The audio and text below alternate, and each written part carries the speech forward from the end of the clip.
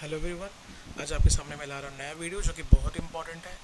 इस वीडियो में मैंने जर्नल एंट्रीज के सारे बेसिक चीज़ों को कवर किया हुआ है और आपको बताने की कोशिश की है कि जर्नल एंट्री इतना भी सिंपल हो सकता है। आज भी जब बच्चे पहली बार जर्नल एंट्री पढ़ते हैं तो उनके मन में हज़ारों सवाल आते हैं, हज़ारों डाउट आते हैं कि किस तरह से इसे करना है, किस तरह से सॉल्व करना है। लेकिन मैं आपको चैलेंज करता हूँ कि ये वीडियो देखने के बाद सिर्फ और सिर्फ मात्र ओनली 15 मिनट्स में आपके जो सारे डाउट्स हैं वो क्लियर हो जाएंगे। मैं उन बच्चों से भी रिक्वेस्ट करता हूँ, अगर आपको ये नॉलेज इससे गेन होता है तो प्लीज़ ये वीडियो को शेयर कीजिए, सब्सक्राइब कीजिए, ताकि दूसरे को भी नॉलेज का मिल पाए। तो इस वीडियो को देखने के बाद आपके जो भी बेसिक नॉलेज है जनरल ट्रीज के बारे में सब कुछ क्लियर हो जाएगा, सब कुछ क्लियर हो जाएगा। ये मैं चैलेंज करता हूँ। तो प्लीज़ वीडियो में बने रहिए और वीडियो को देखते रहिए। सबसे पहले इम्पॉर्टेंट चीज़ क्या है, इसकी इसका डेफिनेशन क्या है जनरल ट्रीज़ का। तो अगर मैं इसके डेफिनेशन की बात करता हूँ तो ये एक प्राइमरी या ओरिजिनल एंट्रीज़ या एंट्रीज़ वाली बुक होती है जहाँ पे हम सारे ट्रांजेक्शन्स को रिकॉर्ड करते हैं। और भी डेली बेसिस पे जो जो चीज़ें होती हैं हम उसे रिकॉर्ड करते हैं, हम उस पर डिसाइड करते हैं कौन सा चीज़ डेबिट होने वाला है, कौन सा क्रेडिट होने वाला है। वो होने के बाद हम इसे लेज़र में पोस्टिंग कर देते हैं। बेसिकली आजकल तो सॉफ्टवेयर आ गए हैं टैली के, ERP के, जहाँ पे सारी चीज़ें हो जाती हैं। लेकिन मैनुअली जब चीज़ें नहीं थी तो हर चीज़ को मैनुअली रिकॉर्ड करना पड़ता है। और अभी भी आपको पढ़ाई कर रहे हो ना, आप स्टडी कर रहे हो, तो आप मैनुअली रिकॉर्ड करते हो अपने बुक में जो भी होता है। ठीक है। तो बेसिकली इसके बाद हम क्या, इसके बाद अगर मैं डेफिनेशन की बात करता हूँ तो बेसिकली इसमें दिया हुआ है कि जर्नल एंट्री जो होता है वो रिकॉर्ड होता है, जो हम डेली ट्रांजेक्शन्स करते हैं वो रिकॉर्ड करते हैं। इसे प्रॉपर एक बुक में रिकॉर्ड करते हैं, जिसमें डेट मेंशन होता है, कौन सा अमाउंट डेबिट करना है, कौन सा क्रेडिट करना है, और उसका एक लेज़र फोलियो नंबर होता है। वो सब इसमें बाद में हम देखेंगे, टेंशन मत लीजिए। ये तो सब डेफिनेशन की बात है। तीसरा जो इम्पॉर्टेंट चीज़ है जर्नल एंट्रीज के बारे में, इसका डेफिनेशन के बारे में, कि जर्नल एंट्री क्या होता है। It is a document which consist of correct date, amount to be debited, credited, description of the transaction, मतलब नरेशन की बात कर रहे हैं, और यूनिक रेफरेंस नंबर मतलब LF की बात कर रहे हैं, लेजर फोलियो नंबर की बात कर रहे हैं। मैं आपको सब बताऊंगा बारीकी से कि ये LF क्या होता है, यूनिक रेफरेंस नंबर क्या होता है, सब कुछ बताने वाला हूँ आगे के स्लाइड्स में मेरे। फिर क्या है, फीचर्स क्या है इसका जर्नल एंट्रीज़ के, तो इसमें आपको सब चीज़ें बारीकी से आएंगी।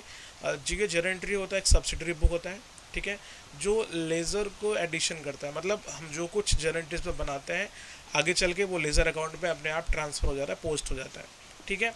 फिर जर्नल एंट्रीज में 5 कॉलम होता है। ये तो जब आगे मैं आपको फॉर्मेट बताऊंगा तो 5 कॉलम के बाद जो डाउट क्लियर हो जाएगा। पहला कॉलम डेट का होता है, दूसरा पर्टिकुलर्स का, तीसरा लेज़र का, लेज़र फोलियो का जिसको LF पेज नंबर बोलते हैं, डेबिट का कॉलम आता है, क्रेडिट का कॉलम आता है। ठीक है। डेट की कॉलम को आप सीरियल नंबर से भी रिप्लेस कर सकते हो, क्योंकि कभी कभी बेसिक क्वेश्चन में डेट नहीं दिया होता तो उसकी जगह पे हम सीरियल नंबर भी लिखते हैं।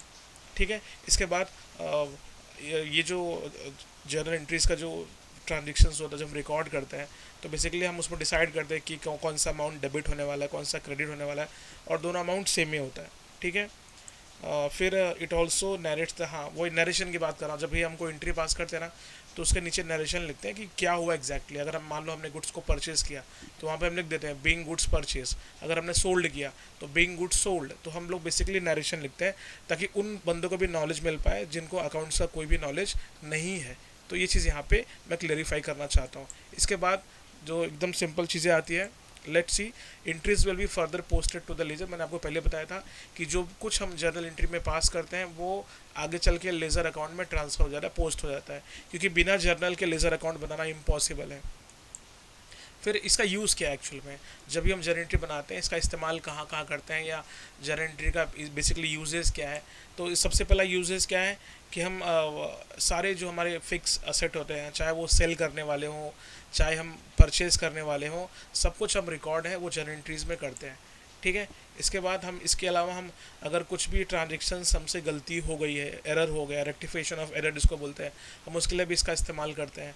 कभी कभी क्या होता है कि हम जब ट्रांजेक्शन की एंट्री मारते हैं, हमसे हो सकता है इंसान, ह्यूमन एरर, इंसान से गलती होती है, तो उस गलती को दोबारा वेरीफाई करने के लिए हम जर्नल एंट्री का इस्तेमाल करते हैं। ठीक है। It can be use for recording opening entries. जितनी भी चीज़ें ओपनिंग एंट्रीज होती हैं जो हम पहली पहली बार इस्तेमाल करने वाले हैं वो सब की एंट्री हम यहाँ पे करते हैं। ठीक है। क्लोजिंग मतलब क्या होता है कि जो at the end of the day ऐसा बोल सकते हैं। तो ओपनिंग मतलब जो हम पहली बार इस्तेमाल कर रहे हैं, क्लोजिंग मतलब जो बचा हुआ है वो सब की एंट्री हम अपने जर्नल एंट्री में पास करते हैं, रिकॉर्ड करते हैं। Journals are use for recording transaction that do not occur regularly. जो चीज़ें रेगुलर बेसिस पे भी नहीं होता उसको भी हम यहाँ पे रिकॉर्ड करते हैं। तो ये चीज़ बहुत इंपॉर्टेंट है। जो रेगुलर पे होता है उसको भी रिकॉर्ड करते हैं, जो इरेगुलर बेसिस पे होता है उसको भी हम जर्नल एंट्रीज में रिकॉर्ड करते हैं। तो ये बहुत ही इंपॉर्टेंट चीज़ है जो कि मैंने आपको बताया अभी भी। इसके अलावा they are used when assets are purchased on credit और कैश। जब भी हम असेट्स को क्रेडिट पे परचेज करते हैं या कैश पे परचेज करते हैं, सारी एंट्रीज को हम इसमें रिकॉर्ड करते हैं, जो कि बहुत ही इंपॉर्टेंट है। मतलब चाहे असेट आप कैश में परचेज करो चाहे उधारी पे परचेज करो, आपको जर्नल एंट्रीज में ही रिकॉर्ड करना है। ठीक है। It is use for recording closing. मैंने अभी भी आपको स्टार्टिंग में बता दिया था, जिस तरह से हम ओपनिंग एंट्रीज को रिकॉर्ड करते हैं उसी प्रकार से हम क्लोजिंग एंट्रीज को भी यहाँ पे रिकॉर्ड करते हैं। ठीक है। कितने टाइप्स का अकाउंट होता है ये बहुत ही इंपॉर्टेंट है। बिना ये पता चले कि कितने टाइप के अकाउंट्स होते हैं आप उसको डिवाइड नहीं कर सकते। तो आपको सबसे पहले ये पता चलना चाहिए कि कितने टाइप्स के अकाउंट होते हैं, दैट इज़ वेरी इंपॉर्टेंट। ये डायग्राम देख के ना आपके दिमाग का जो डाउट क्लियर हो जाएगा कि कितने टाइप के अकाउंट्स होते हैं। अकाउंट्स को दो पार्ट्स में बांटा गया, एक होता है पर्सनल अकाउंट, एक होता है इम्पर्सनल अकाउंट। पर्सनल मतलब ये तो समझ में आ रहा है कि ये पर्सन से संबंधित है, it is a name of person, name of institution, name of anything. अगर नाम आ गया ना तो वहाँ पे पर्सनल अकाउंट का रूल अप्लाई हो जाएगा। जैसे मैंने वहाँ पे लिखा है Akshay account, Sonam account, Hitesh account, university, school, college, company, जो कुछ है, कोई प्रोडक्ट का नाम है ना, बस अगर वहाँ पे नाम आ रहा है मतलब वो पर्सनल अकाउंट है, बात खत्म। ठीक है। फिर इम्पर्सनल, इम्पर्सनल को दो हिस्सों में बांटा गया है, एक नॉमिनल है एक रियल अकाउंट है। नॉमिनल मतलब क्या होता है, आपके जो डे टू डे खर्चे होते हैं, एक्सपेंस, आपको जो डे टू डे एक्सपेंस होते हैं, डे टू डे जो आपके पास इनकम आता है, that is considered as a nominal account. Nominal मतलब खर्चे, सिंपल, इसमें लिखा ना nominal account relating to expenses और इनकम्स। जैसे वहाँ पे सैलरी लिखा हुआ है, आप किसी को सैलरी पे करते हो, आपको जो सैलरी मिलता है। आप किसी को वेजेस पे करते हो, आपको वेजेस मिलता है। ठीक है। किसी को रेंट पे करते हो, आपको रेंट मिलता है। किसी को आप कमीशन पे करते हो, आपको कमीशन मिलता है। किसी डिस्काउंट आप किसी को देते हो, आपको डिस्काउंट मिलता है। तो ये सब चीज़ें जो आपको लगता है कि ये इनकम है, आपके पास इनकम के रूप में आ रहा है, दैट इज़ कंसीडर्ड, जो आपके एक्सपेंस के रूप में जा रहा है that is considered as an nominal account. एकदम सिंपल है। ठीक है। बाद में real account, real account basically assets या प्रॉपर्टी से रिलेट करता है। अगर आप लगता है कि वो असेट है तो 100% वो रियल अकाउंट में आएगा। जैसे कि लैंड एंड बिल्डिंग हो गया, मशीनरी हो गया, कैश हो गया, गुडविल हो गया, जितने भी टाइप के प्रॉपर्टीज, इवन आपके पास जो आपका मोबाइल फ़ोन, सेल फ़ोन होता है वो भी आपका असेट है। आपके घर में लैपटॉप होगा, टीवी होगा, एयर कंडीशंस होगा, पंखा होगा, जो भी कुछ लगता है कि आपके असेट या प्रॉपर्टी में वैल्यू ऐड कर रहा है वो रियल अकाउंट में आता है, इतना याद रखना। ठीक है। तो एकदम छोटा सा कॉन्सेप्ट है। अगर आपसे कोई पूछता है कितने टाइप के अकाउंट्स होते हैं तो आप बेसिकली बोल सकते हो भाई अकाउंट्स तो दो टाइप के होते हैं, पर्सनल, इम्पर्सनल। पर्सनल तो नाम, किसी आदमी का नाम या कोई भी नाम आ गया वो पर्सनल में आएगा, और इम्पर्सनल को दो हिस्सों में बांटा गया है, एक है नॉमिनल, एक है रियल अकाउंट। एकदम सिंपल कॉन्सेप्ट है, मैंने एग्जाम्पल के साथ वहाँ पे दिया हुआ है। इसके बाद आता है कि अकाउंट्स के गोल्डन रूल क्या होता है। बिना गोल्डन रूल के आप अकाउंट्स की एक भी जर्नल एंट्री पास नहीं कर सकते। ये गोल्डन रूल डिसाइड करता है कि कैसे एंट्री हम पास करने वाले हैं, किस तरह से हम एंट्री को पोस्टिंग करने वाले हैं। तो एकदम सिंपल है, मैंने एकदम फॉर्मेट में बना दिया, एकदम सिंपल, सारी चीज़ें एक ही फॉर्मेट में आ गई। एक बार फॉर्मेट देखोगे ना आपके मन का डाउट तुरंत खत्म हो जाएगा। सीधा फॉर्मेट, एकदम सिंपल फॉर्मेट है। गोल्डन रूल्स ऑफ अकाउंट, तीन टाइप के अकाउंट है, अभी भी मैं आपको बता दिया आपको, एक पर्सनल अकाउंट है, एक नॉमिनल, एक रियल अकाउंट है। ठीक है। हर एक अकाउंट का रूल है। जैसे कि पर्सनल अकाउंट क्या बोलता है, debit the receiver, credit the giver. मैंने डेबिट क्रेडिट साइड में देखो, लेफ्ट साइड में लिखा हुआ है।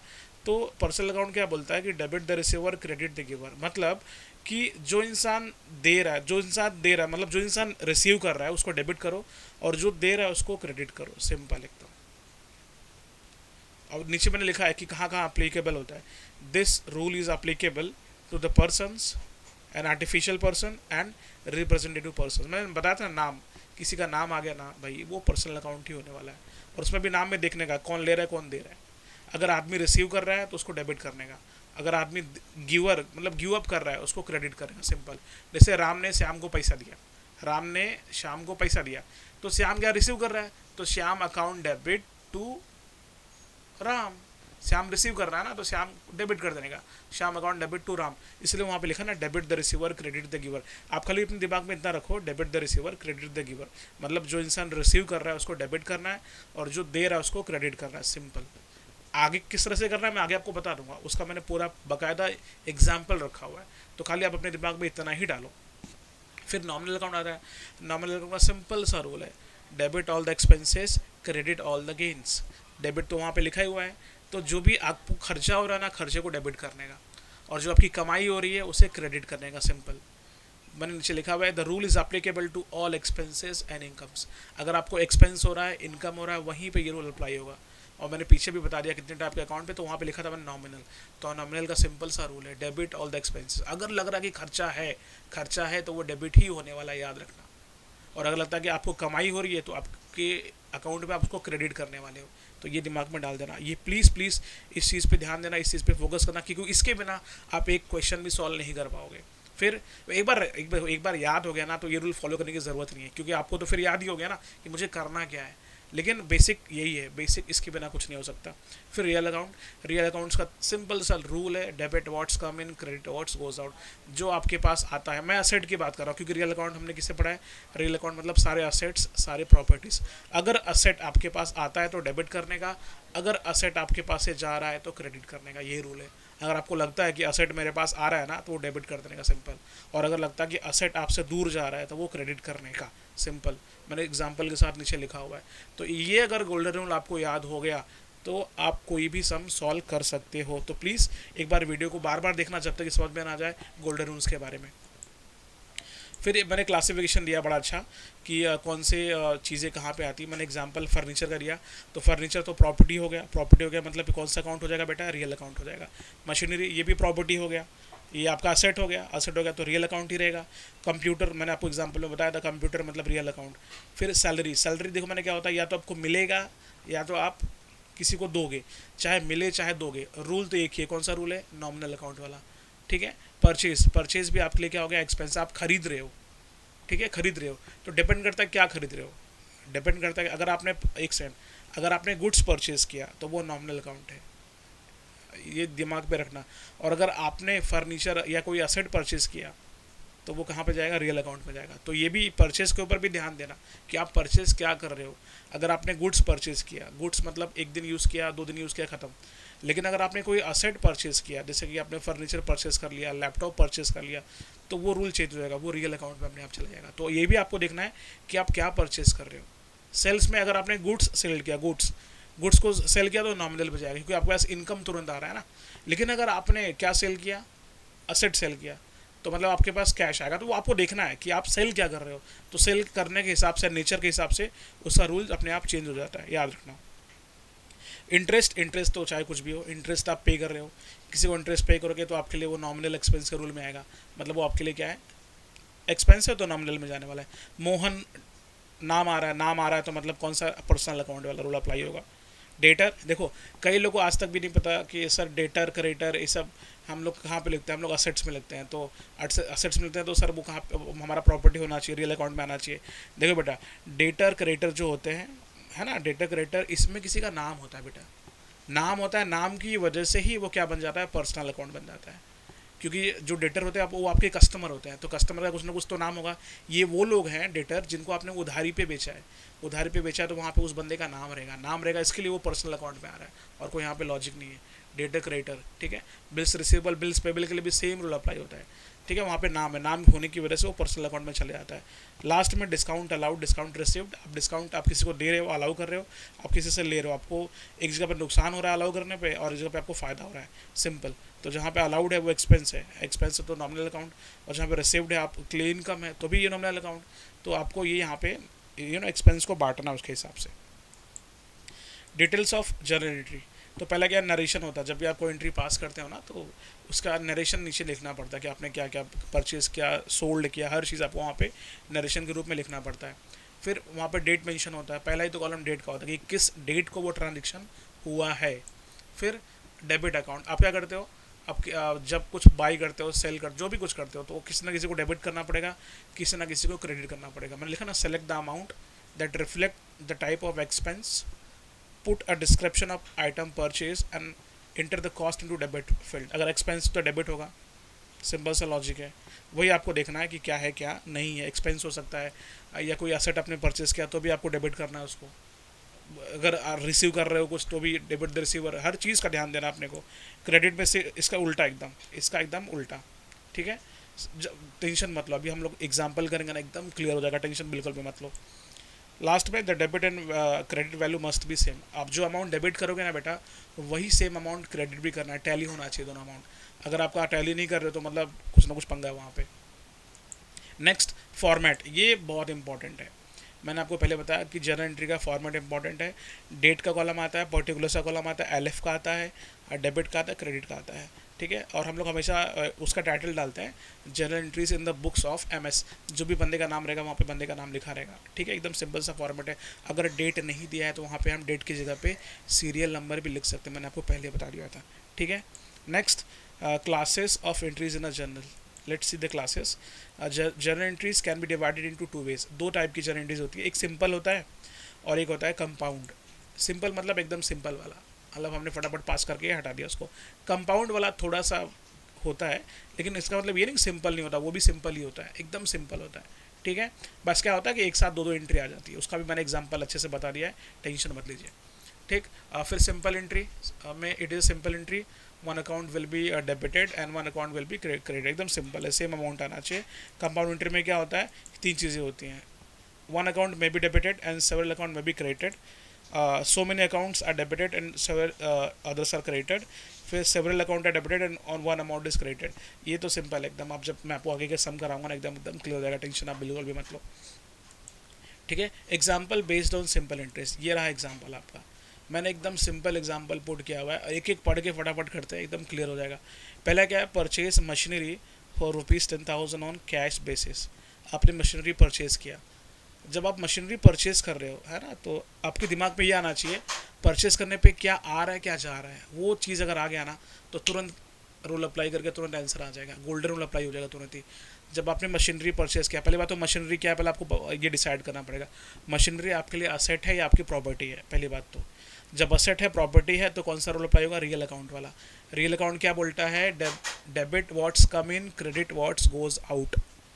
तो मशीनरी परचेज करोगे, आपके पास क्या आएगा, मशीनरी आएगा। मतलब machinery account debit to cash account. क्यों, क्योंकि मशीनरी आएगा क्योंकि आप परचेज कर रहे हो, लेकिन ऑन द सेकेंड हैंड आप उसको पैसे भी तो देगा ना, दूसरे हाथ से पैसा देना है आपको। एक हाथ से मशीन को लेना है, दूसरे हाथ से पैसे देने हैं। तो जो आएगा उसको डेबिट करने का, जो जाएगा उसको क्रेडिट करने का, सिंपल। तो मशीनरी आ रहा है, machinery account debit to cash account. Amount बोला मैंने, क्या बोला, सेम अमाउंट डेबिट भी होगा, सेम अमाउंट क्रेडिट भी होगा। देख लो आपके सामने आंसर लिखा हुआ है उसका। फिर क्या है, sell machinery for ₹10,000 on cash base. आपने सेल किया।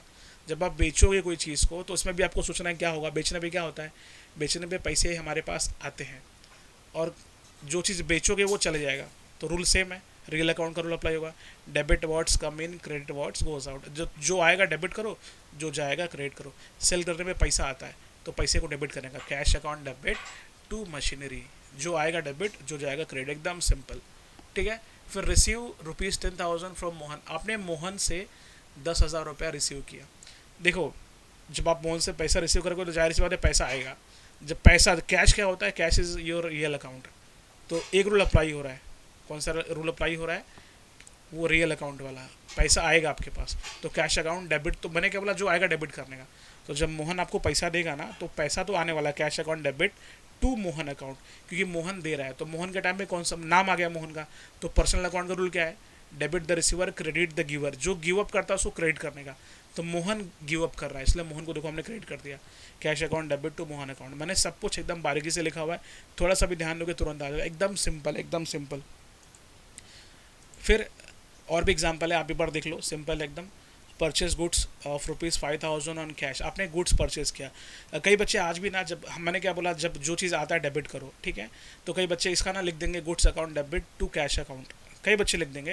लेकिन बेटा याद रखना, जो नए लोग हैं उनके लिए ठीक है, नौसिखी लोग के लिए गुड्स लिखना ठीक है, लेकिन जिनको पहले से आता है उनको पता है। इसमें ये नहीं पता ना बेटा कौन से टाइप का गुड्स आप रिसीव कर रहे हो। गुड्स तो कर रहे हो, पर I don't know which kind of nature, what kind of nature the goods actual में, आई डोंट नो ना। तो मुझे नहीं पता कि कौन से टाइप का नेचर का वो गुड्स है, इसलिए मैं गुड्स की जगह पे परचेज लिखूंगा। परचेज एक कॉमन वर्ड है, purchase account debit to cash account, एकदम सिंपल, एकदम सिंपल।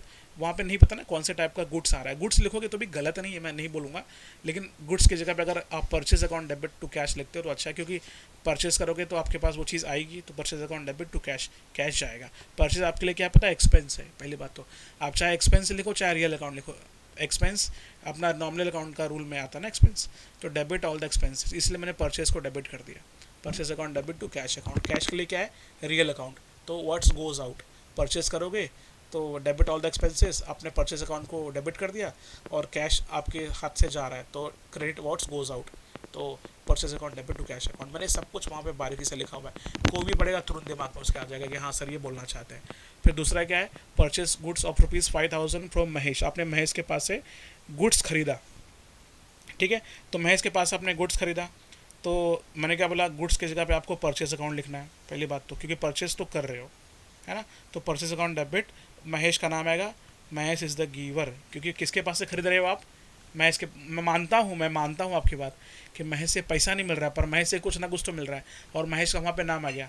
महेश कौन से रूल में आएगा, पर्सनल अकाउंट रूल में। महेश गिव अप, कुछ ना कुछ तो महेश गिव अप कर रहा है, ये सब में महेश गुड्स गिव अप कर रहा है, कुछ ना कुछ तो महेश दे रहा है भाई, तो Mahesh is the giver, that is why purchase account debit to Mahesh account. अपना रूल क्या है, पर्सनल अकाउंट का debit the receiver, credit the giver, जो गिव अप करता है उसको क्रेडिट करो, तो महेश वहाँ पे गिव अप कर रहा है, इसलिए मैंने महेश को क्या कर दिया, क्रेडिट कर दिया, एकदम सिंपल। पेड सैलरी ऑफ ₹10,000, आपने सैलरी पे किया, जब आप सैलरी पे करोगे तो आपके पास से जाएगा, और सैलरी क्या एक्सपेंस है, तो debit all the expenses, salary account debit to cash, credit what's goes out ना, रियल अकाउंट का रूल एकदम सिंपल है। मैंने एकदम सिंपल तरीके से बता दिया, आपका कोई भी डाउट, ये जो आपकी एंट्री है सिंपल वाली है, कौन सी सिंपल। अभी आते हैं हम लोग कंपाउंड वाली, एग्जाम्पल बेस्ड ऑन कंपाउंड, जहाँ पे मल्टीपल एंट्री को मैंने कंबाइंड किया हुआ है, एकदम सिंपल है बेटा, अगर पढ़ोगे तुरंत आ जाएगा। मैंने क्या लिखा हुआ है, इंट्रोड्यूस्ड, स्टार्टेड, कमेंस्ड, तीनों का मतलब एक ही होता है, चाहे आप इंट्रोड्यूस्ड बोलो, चाहे स्टार्टेड बोलो, चाहे कमेंस्ड बोलो, तीनों का मतलब एक ही होता है। मतलब कोई बंदा अपना बिजनेस स्टार्ट कर रहा है, किससे स्टार्ट कर रहा है, कैश, 10,000 रुपये कैश लगा रहा है वो, ठीक है, फिर 5,000 का फर्नीचर लगा रहा है, और 15,000 का बिल्डिंग लगा रहा है, ये तीनों चीज़ों से अपना बिजनेस स्टार्ट कर रहा है, एकदम सिंपल है।